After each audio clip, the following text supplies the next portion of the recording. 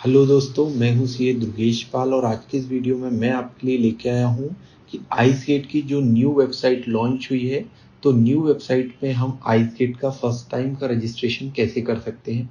आपकी जानकारी के लिए मैं एक बात बता दूं आपको कि जो ओल्ड वेबसाइट है, डिजिटल साइन जो करना है डॉक्यूमेंट को अभी भी ओल्ड वेबसाइट से करना है। कैसे करना है मैं बता दूंगा। न्यू वेबसाइट से आप अपना यूज़र आईडी और पासवर्ड क्रिएट कर सकते हैं।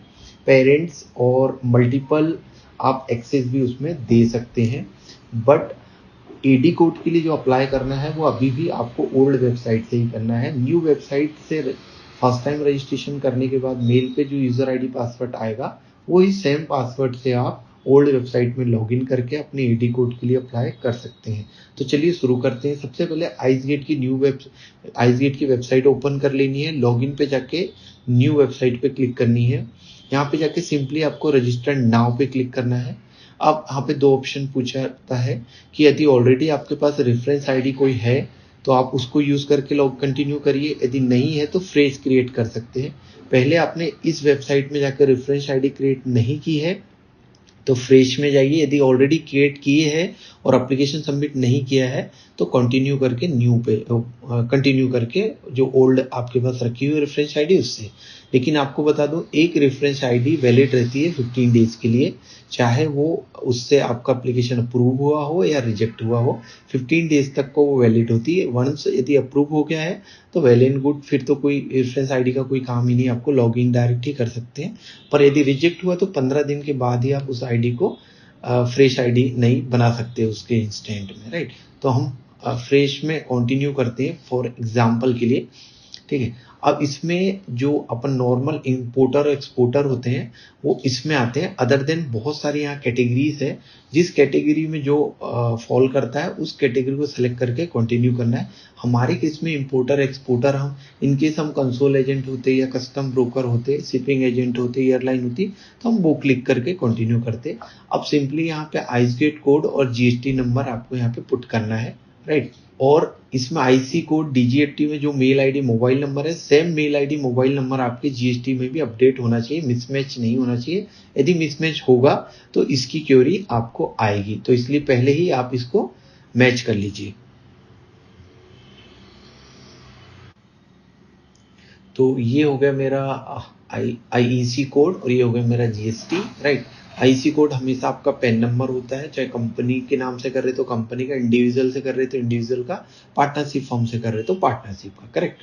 और जीएसटी नंबर आपको सर्टिफिकेट से देख के लिखना है और आपको प्रोसीड करना है। प्रोसीड करने के बाद क्या होगा, आपको एक एप्लीकेशन फॉर्म ओपन होगा जिसमें 2 टाइप की डिटेल आपसे मांगेगी, ठीक है। जब आप इसको प्रोसीड करेंगे ना तो एक फॉर्म ओपन, ये आपको विंडो आएगा।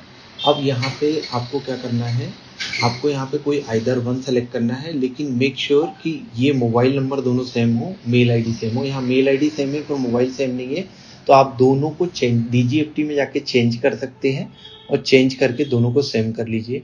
अब इसके बाद आपको ये सेम होना जरूरी है, अदरवाइज रिजेक्ट हो जाएगा।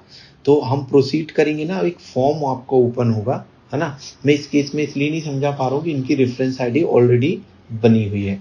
तो हम प्रोसीड करेंगे तो एक फॉर्म ओपन होगा। उस फॉर्म में क्या होगा कि आपको डिटेल पहले पेज में प्रीफिल आएगी, कंपनी की डिटेल, आपका इंपोर्ट एक्सपोर्टर कोड, आपका जीएसटी नंबर कंपनी का, ये सब प्रीफिल आएगी। आपको चेक करना है और उसको प्रोसीड करना है, ठीक है। सेकेंड फॉर्म में क्या होगा, आपका पेन वेरीफाई करेगा कंपनी का, और जो एथराइज सिग्नेटरी उसका, इंडिविजुअल है तो इंडिविजुअल का। उसके बाद आपको आधार से ऑथेंटिकेशन करना है, जो कि न्यू चीज है। अब आधार से ऑथेंटिकेशन करने के लिए आपके पास डीजी लॉकर होना जरूरी है।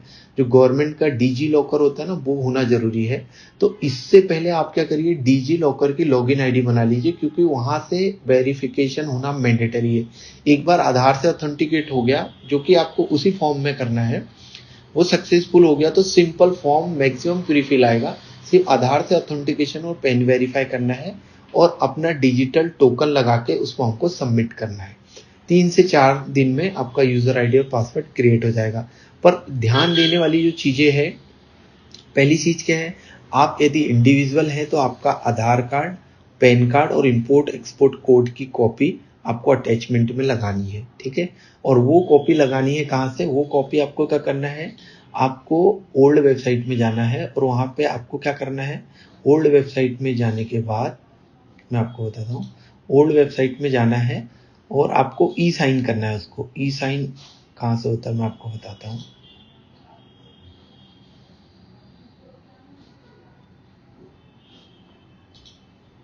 ये ओल्ड वेबसाइट में आपको जाना है, जो कि ऐसी कुछ ऐसी दिखेगी, ओके करना है। यहाँ पे नीचे आपको डिजिटल सिग्नेचर का ऑप्शन आएगा, इसमें common signer utility to digital sign custom document में जाना है, सिंपली पीडीएफ पे क्लिक करना है और यहाँ साइन पीडीएफ में करके आपको उस पीडीएफ को इंसर्ट करना है। मेक श्योर कि आपकी जो डिजिटल टोकन है वो सिस्टम में लगी होनी चाहिए। दूसरा, आपका जो सिस्टम जितने बिट का है उतनी ही बिट का आपके पास जावा रन होना चाहिए। आप समझ रहे?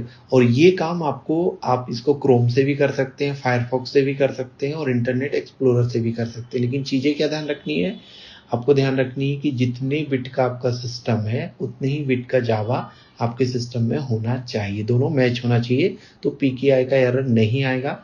और प्रॉब्लम आती भी है तो प्रीवियस वीडियो मैंने बनाया हुआ है रिलेटेड टू सेटिंग जो होती है, तो आप वो वीडियो रिफर कर सकते हैं। जो साइन डॉक्यूमेंट है वो ही डॉक्यूमेंट आपको लगाना है।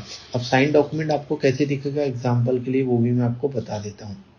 देखिए, जो साइन डॉक्यूमेंट होगा ना, यहाँ पे राइट टिक जो आएगा वो ग्रीन होना चाहिए, ठीक है। तो अपने को डॉक्यूमेंट क्या क्या अटैच करनी है आपको, यदि आप प्रोप्राइटर है तो आपका आधार कार्ड और इंपोर्ट एक्सपोर्ट कोड की कॉपी, ठीक है। यदि आप प्राइवेट लिमिटेड है तो ऑथराइजेशन लेटर एक आपको लगेगा, ठीक है।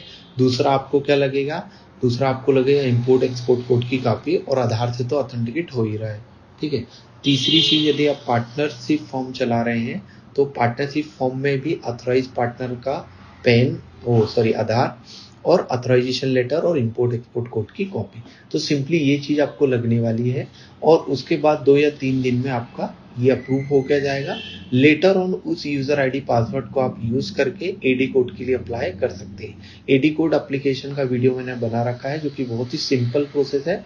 आपको लॉगिन करना है एडी कोड का, मतलब जो लॉगिन आईडी है उससे लॉगिन करना है ओल्ड वेबसाइट में जाके, और सिंपली वहाँ पे जो डॉक्यूमेंट है जैसे एडी कोड का लेटर है वो मैंने वीडियो में बताया हुआ है, Aadhaar card, PAN card, GST, import export, cancel cheque, इनकी एक फाइल बना के अपलोड करना है। वो आईएन नंबर डाल के अपना बैंक को वो करना है, अपनी बैंक में जाके उसको ऐड कर देना, ठीक है। उसके बाद वो भी अप्रूवल आपका आ जाएगा। उसकी पूरी प्रोसेस का वीडियो है, आप चेकआउट कर सकते हैं।